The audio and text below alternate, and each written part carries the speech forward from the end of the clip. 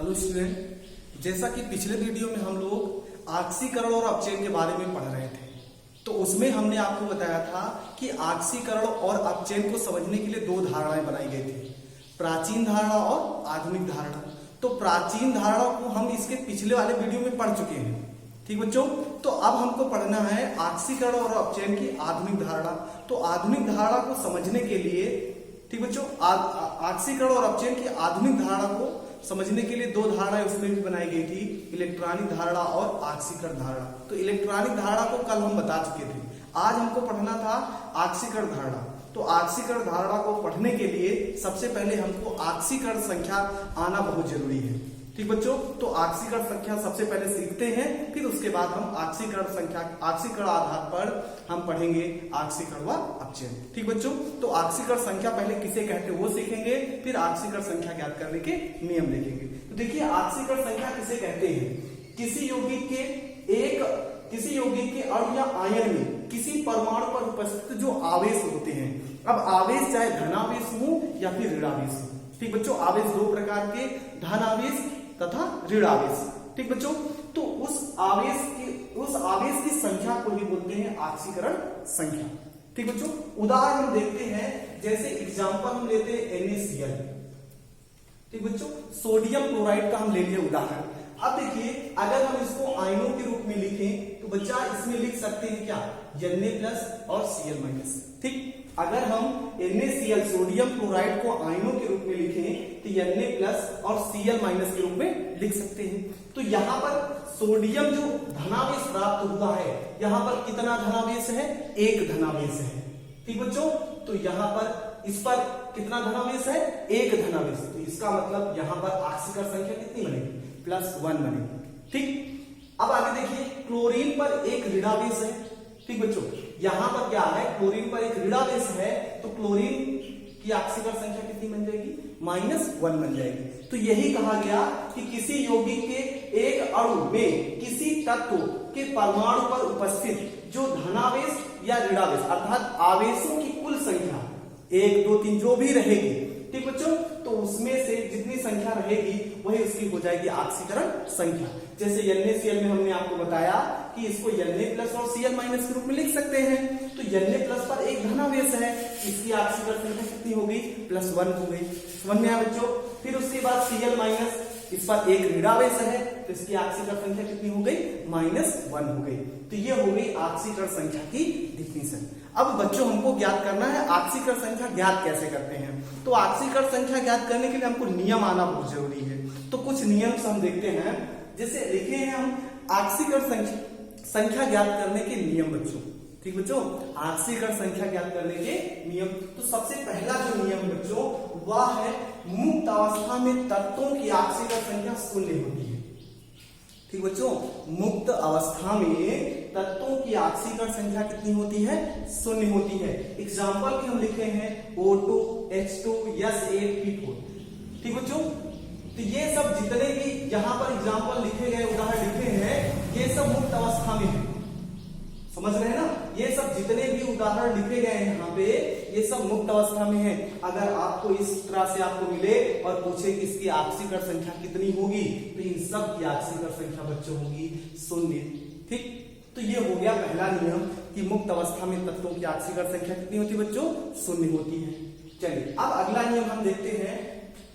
नियम नंबर 2 कहा गया कि किसी यौगिक में हाइड्रोजन की जो आक्सीकरण संख्या होती है, ठीक बच्चों, सभी यौगिक, जितने भी यौगिक होते हैं, ठीक, उन सभी में हाइड्रोजन की आक्सीकरण संख्या +1 होती है। लेकिन जो धातु हाइड्राइड होते हैं, ठीक बच्चों, धातु हाइड्राइड में हाइड्रोजन की आक्सीकरण संख्या बच्चों होती है -1। देखिए, हाइड्रोजन को समानते अगर आपको लिखना पड़ेगा तो +1 आक्सीकरण संख्या लिखेंगे। लेकिन धातु हाइड्राइड, ठीक, धातु हाइड्राइड क्या होते हैं कि अगर हाइड्रोजन गैस धातुओं से क्रिया करे, ठीक बच्चों, अगर हाइड्रोजन गैस धातुओं से क्रिया करे तो वो धातु हाइड्राइड बनाते हैं। तो धातु हाइड्राइड का उदाहरण देख लेते हैं, जैसे बच्चा लिथियम हाइड्राइड LiH, ठीक बच्चों। फिर उसके बाद NaH, ठीक बच्चों, ये KH।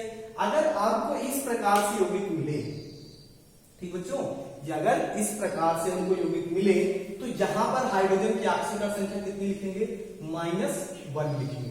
ठीक, और बाकी जितने भी यौगिक हमको मिलेंगे उन सब में आपको हाइड्रोजन की ऑक्सीकरण संख्या कितनी लिखनी है, +1। लेकिन धातु हाइड्राइड मिलते हैं तो उसमें इसकी ऑक्सीकरण संख्या कितनी लिखेंगे बच्चों, -1 ही लिखेंगे। समझ में आ गया। चलिए अब दूसरा नियम देखते हैं हम। नियम नंबर तीसरा, कहा गया कि प्रत्येक यौगिक में जो ऑक्सीजन की ऑक्सीकरण संख्या होती है बच्चों, ठीक, प्रत्येक यौगिक में जो ऑक्सीजन की ऑक्सीकरण संख्या होती है वो -2 होती है। किंतु पेरोक्साइड में बच्चों उसकी ऑक्सीजन की ऑक्सीकरण संख्या -1 होती है। जितने भी ऑक्साइड होंगे, ऑक्साइड में ऑक्सीजन की ऑक्सीकरण संख्या माइनस होगी, लेकिन पेरोक्साइड में ऑक्सीजन की ऑक्सीकरण संख्या -1 होती है बच्चों। ठीक, अब पेरोक्साइड कौन कौन से होते हैं भाई, जैसे एग्जांपल हम लिख लेते हैं।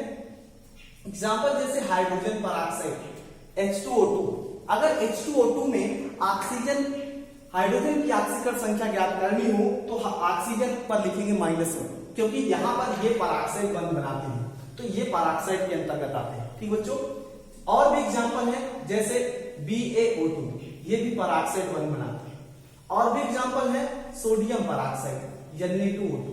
तो ये सब जो उदाहरण हमने आपको दिए हैं ये सब है पेरोक्साइड, और पेरोक्साइड में जो बच्चों ऑक्सीजन की ऑक्सीकरण संख्या लिखते हैं वो -1 होती है। ठीक बच्चों, तो ये रहा ऑक्सीजन का।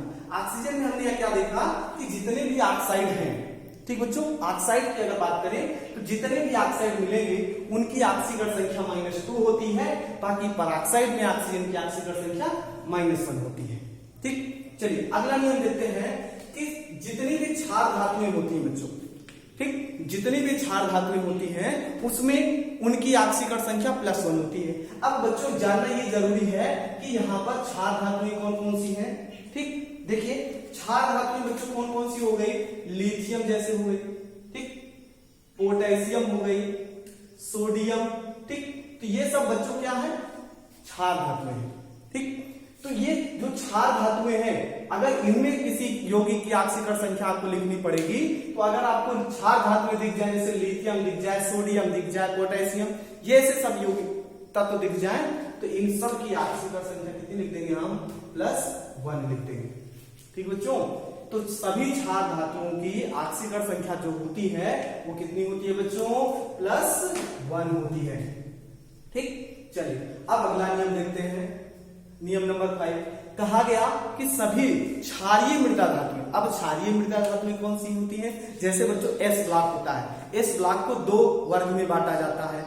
प्रथम जो होता है वो क्षार धातुएं होती हैं और जो सेकेंड ग्रुप होता है उसे हम क्षारीय मृदा धातु बोलते हैं। अब क्षारीय मृदा धातुएं कौन कौन सी हो गई, जैसे बच्चों होंगे Be, बेरिलियम, मैग्नीशियम, ठीक बच्चों, कैल्शियम, ये सब जो धातुएं आ रही हैं ये सब होती है क्षारीय मृदा धातुएं और इन सब की ऑक्सीकरण संख्या बच्चों होती है +2। ठीक बच्चों, तो ये सब धातुएं हो गई क्षारीय मृदा धातुएं और इनकी ऑक्सीकरण संख्या होगी बच्चों +2। ठीक, अब आगे देखते हैं हम। अगला नियम है हैलोजन तत्व की ऑक्सीकरण संख्या बच्चों होती है -1। जो हैलोजन तत्व होते हैं उनकी ऑक्सीकरण संख्या बच्चों -1 होती है। अब ये -1 हैलोजन तत्व कौन कौन से हो गए बच्चों वो देखना है हमको। तो हैलोजन तत्व को हम कैरेक्टर X से प्रदर्शित करते हैं। ठीक बच्चों, जो हैलोजन तत्व होते हैं उनको कैरेक्टर X से प्रदर्शित करते हैं, जैसे क्लोरीन हो गया, ब्रोमीन हो गया, आयोडीन हो गया और ये क्लोरीन, ये सब जितने भी तत्व हैं यहाँ पे बच्चों ये सब है हैलोजन तत्व। और आपको हैलोजन तत्व की ऑक्सीकरण संख्या कितनी याद रखनी है, -1 याद रखनी है। ठीक, चलिए अगला नियम देखते हैं। किसी आयन की ऑक्सीकरण संख्या उस पर उपस्थित आवेश के बराबर होती है। कहा गया कि किसी आयन पर उपस्थित जितना आवेश होता है वही बच्चों उसकी होती है ऑक्सीकरण संख्या। एग्जांपल देखते हैं, जैसे यहां पर हम लिखे Cl- SO4, 2 माइनस इस पे है, फिर उसके बाद बच्चा ये जैसे यहां पर Cl- लिख लिए, SO4 डबल माइनस लिख लिए, फिर उसके बाद बच्चों है I-, F-, ये सब देखिए। इस प्रकार से अगर मिले तो इस पर जितना आवेश होता है बच्चों, ठीक, इस पर जितना आवेश होता है वही उसकी हो जाती है आक्सीकरण संख्या। तो यही कहा गया ना कि किसी आयन की आक्सीकरण संख्या उस पर उपस्थित आवेश के बराबर होती है। ठीक बच्चों, तो यहाँ पर जैसे Cl माइनस पर एक ऋणावेश है तो यहाँ पर आक्सीकरण संख्या -1 हो गई। SO4 पर 2 ऋणावेश है तो -2 हो गया। I पर है एक ऋणावेश है तो -1 हो गया बच्चों। यहाँ पर एक माइनस है तो यहाँ पर आक्सीकरण संख्या कितनी होगी? -1। तो इसका मतलब जिस पर किसी आयन पर जितना आवेश उपस्थित, आवेश का मतलब दो प्रकार के धनायन और ऋणायन, कितने धनायन उपस्थित है कितने ऋणायन, उन्हीं को गिन लेना, देख लेना है, जितने होंगे वही उसकी हो जाएगी आक्सीकरण संख्या। तो जैसे बच्चों यहाँ पर एक ऋणायन मिला -1 आक्सीकरण संख्या हो गई। यहाँ पर कितना आ गया? -2 -2 हो गया। यहाँ पर -1 है तो -1 हो गया। समझ रहे हैं ना? फिर उसके बाद ये माइनस है तो इसकी भी आक्सीकरण संख्या कितनी होगी? -1 हो गई। और भी देख सकते हैं जैसे बच्चों N प्लस है तो यहाँ पर इसकी आक्सीकरण संख्या +1 हो जाएगी। ठीक ना? फिर देखिए कैल्शियम 2 प्लस है तो इसकी आक्सीकरण संख्या +2 हो जाएगी। इस प्रकार से अगर आपको आयन मिलेंगे तो इन सब पर देख लेंगे कि कितना धनावेश उपस्थित है और कितना ऋणावेश उपस्थित है, वही बच्चों हो जाएगी इसकी आक्सीकरण संख्या। समझ में आया? आगे देखते हैं हम। किसी यौगिक के एक अणु में उपस्थित सभी परमाणुओं की आक्सीकरण संख्या का योग 0 होता है। मतलब जैसे कोई यौगिक आपको दे दिया जाए और उन सबों की आक्सीकरण संख्या का योग किया जाए तो उनकी जो आक्सीकरण संख्या आएगी बच्चों वो 0 आती है। ठीक, मतलब योग भी कितना मान लेते हैं? 0 मान लेते हैं। चलिए बच्चों उदाहरण देखते हैं इसका कि क्या होगा इसमें। जैसे बच्चों होता है KMnO4। ठीक बच्चों, KMnO4 में बच्चों हमको Mn की हमको ज्ञात करनी है आक्सीकरण संख्या। KMnO4 में हमको ज्ञात करनी है Mn की आक्सीकरण संख्या बच्चों। तो देखिए हमने अभी आपको बताया कि जो पोटेशियम है बच्चों ये क्षार धातु है। समझ रहे हैं? यहाँ पर पोटेशियम किस प्रकार की धातु है? वह क्षार धातु है। तो क्षार धातु की आक्सीकरण संख्या कितनी बच्चों बता चुके हैं? +1 बता चुके हैं। समझ में ना? क्षार धातुओं की आक्सीकरण संख्या कितनी होगी? +1। तो पोटेशियम की आक्सीकरण संख्या कितनी हो जाएगी बच्चों? +1।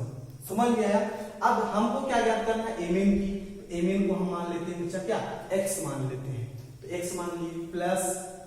ठीक बच्चों, हमने अभी आपको बताया कि जो ऑक्सीजन होता है बच्चों उसकी आक्सीकरण संख्या -2 होती है। ठीक, पराक्साइड के लिए उदाहरण बता दिए थे।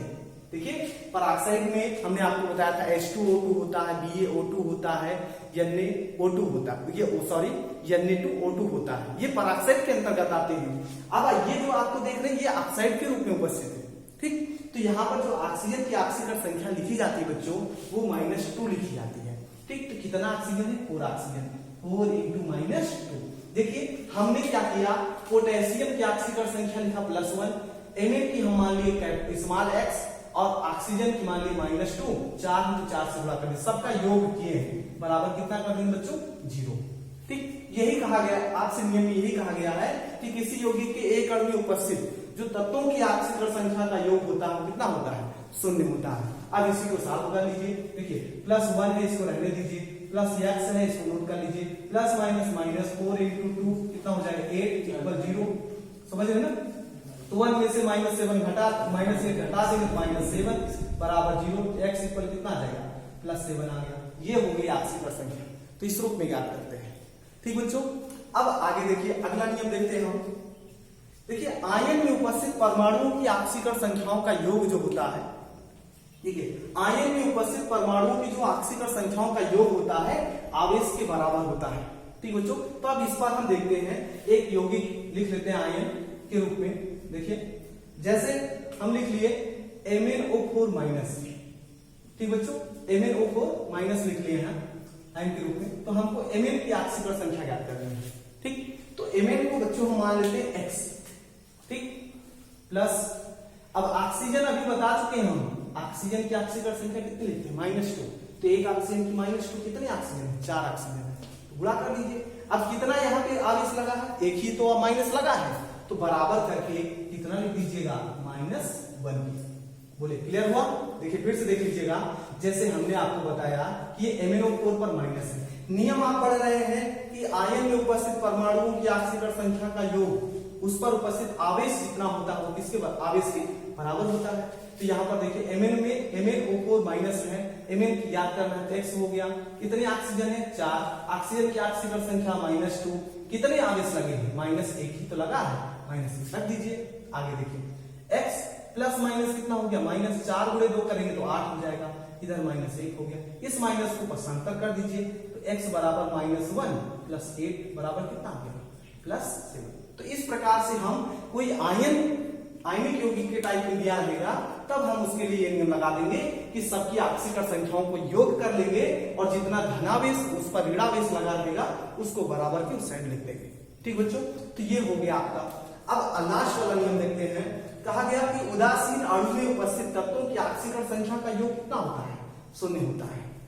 समझ रहे बच्चों, उदासीन अणु में उपस्थित जो तत्वों की ऑक्सीकरण संख्या का योग होता है वो कितना होता है बच्चों, 0। तो इसका मतलब क्या हुआ कि ये सब यौगिक मिल जाए, समझ रहे ना, CO मिल जाए, NO मिल जाए, NH3 मिल जाए, तो इन सबकी ऑक्सीकरण संख्या का योग कितना लिखते हैं बच्चों, 0 लिखा जाता है। तो ये देखें हम कि ऑक्सीकरण संख्या किसे कहते हैं, ठीक बच्चों, तथा ऑक्सीकरण संख्या ज्ञात करने के नियम। ठीक बच्चों, तो इसमें अगर आपको कोई समस्या होगी तो उसको बताएंगे, तो हम फिर से इसको एक बार समझाने की कोशिश कर लेंगे। ठीक, लेकिन इसको आप लोग अच्छे तरीके से पढ़ लीजिएगा, तो कल जब आप लोगों को नेक्स्ट वीडियो बनाया जाएगा तो उसमें आपको बताया जाएगा, कुछ उदाहरण देंगे, उदाहरण लिया जाएगा और इन नियमों के साथ कुछ उदाहरण आपको करवाए जाएंगे। धन्यवाद।